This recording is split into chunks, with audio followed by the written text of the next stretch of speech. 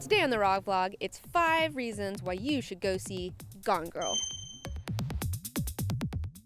It's one of the only movies that I've seen 2 times this year.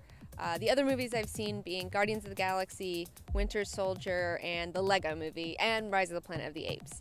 So this one was just really blew me away. I went into it almost completely cold. I hadn't seen the trailers, I hadn't really read anything about it. All I knew is that it was a murder mystery, and I'm so glad that I didn't read the book beforehand, although I'm definitely going to read it now.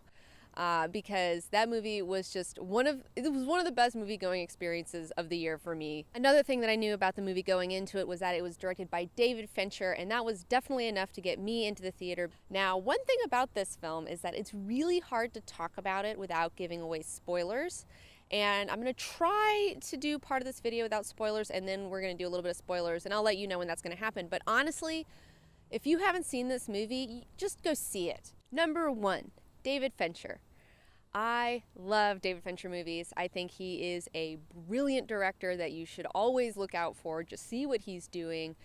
He's just amazing all around, like a mastermind. And I think that this movie is, one of his best. The thing is, I feel like that David Fincher is the only director who could have made this film and made it work, because this story is so complicated with so many twists and turns. Number 2, the editing. This movie's editing is just perfect. It's so tight.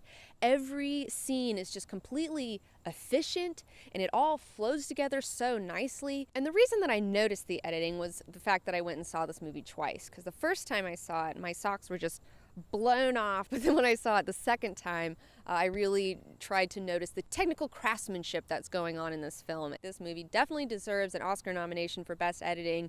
Number 3, the acting. This movie was almost completely perfectly cast. I would say that Ben Affleck just nailed it. Tyler Perry made me like him for the first time ever.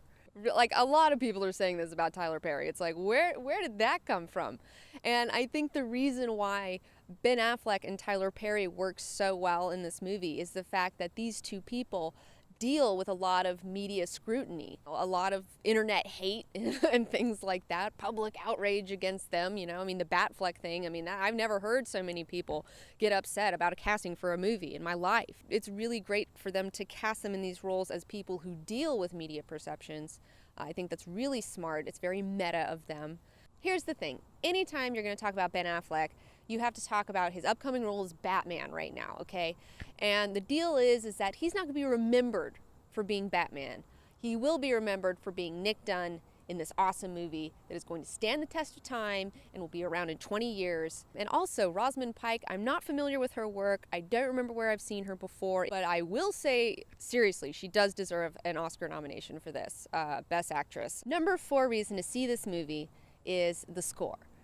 Personally, I'm a really big fan of Trent Reznor and grew up with Nine Inch Nails. So excited to see my boy doing it with soundtracks, working with David Fincher. I loved what he did for him with The Girl with the Dragon Tattoo, and I equally love the soundtrack that he worked on in this movie. And the number 5 reason to go see this movie is the themes. I felt like there were 3 major themes that Fincher was touching on, one of them being the lie of the ideal marriage, another one being gender roles in our society, and also media and public perception.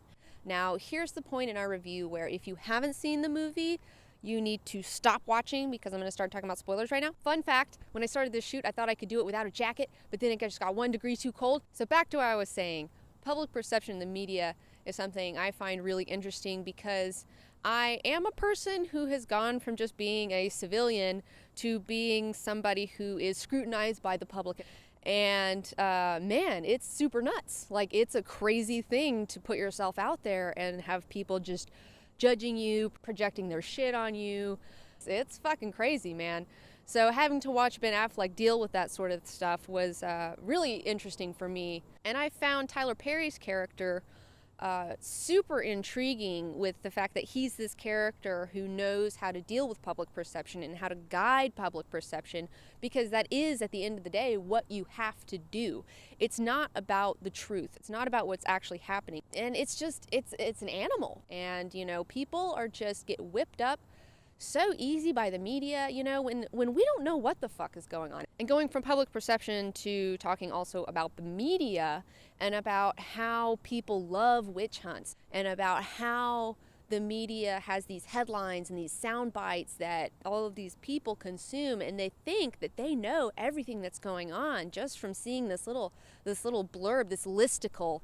You know, you think you know everything that's going on, when in fact we don't know the truth of what's going on. We're being presented a story that will whip up your emotions so that you'll tune in.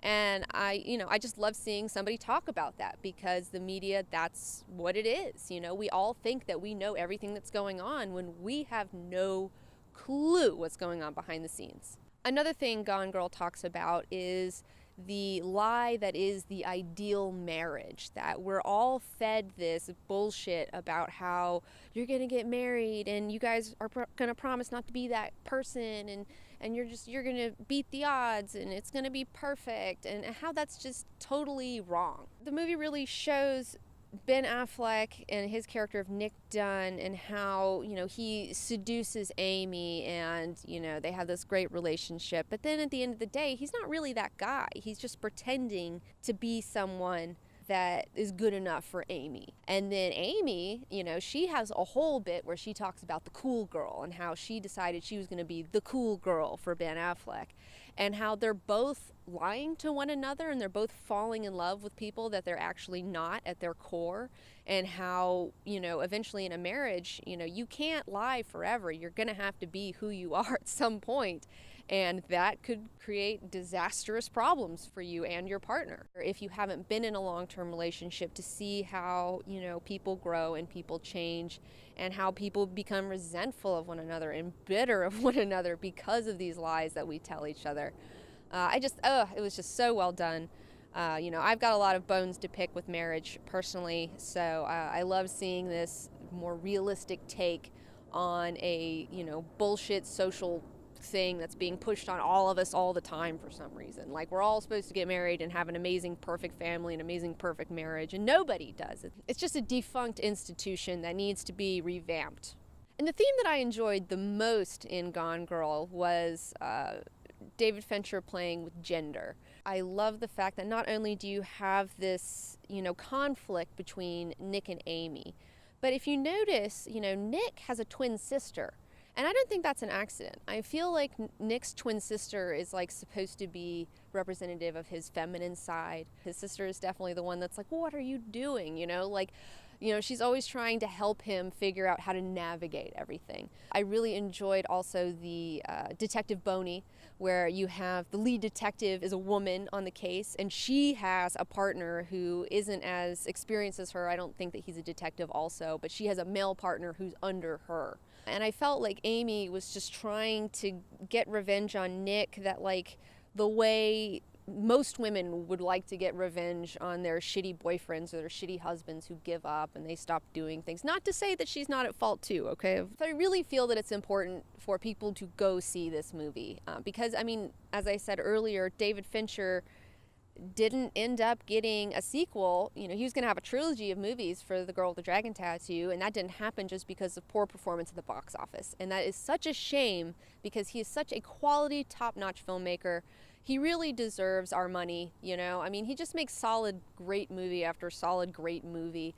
And, you know, we need to support that. We need to support real art, because, I mean, what are we on to now? What, Transformers fucking 5? You know? It's just like, if you guys are all going to go see Transformers, at least go see Gone Girl 2. It's a movie that's making progress in art. It's tackling subjects that haven't been tackled before in ways that they haven't been tackled before. But this movie was just so good that I had to do at least a raw vlog for it. We're smack dab in the middle of getting a lot of calendar stuff ready. We're working on our calendar right now, so we didn't have time to do a full review of it.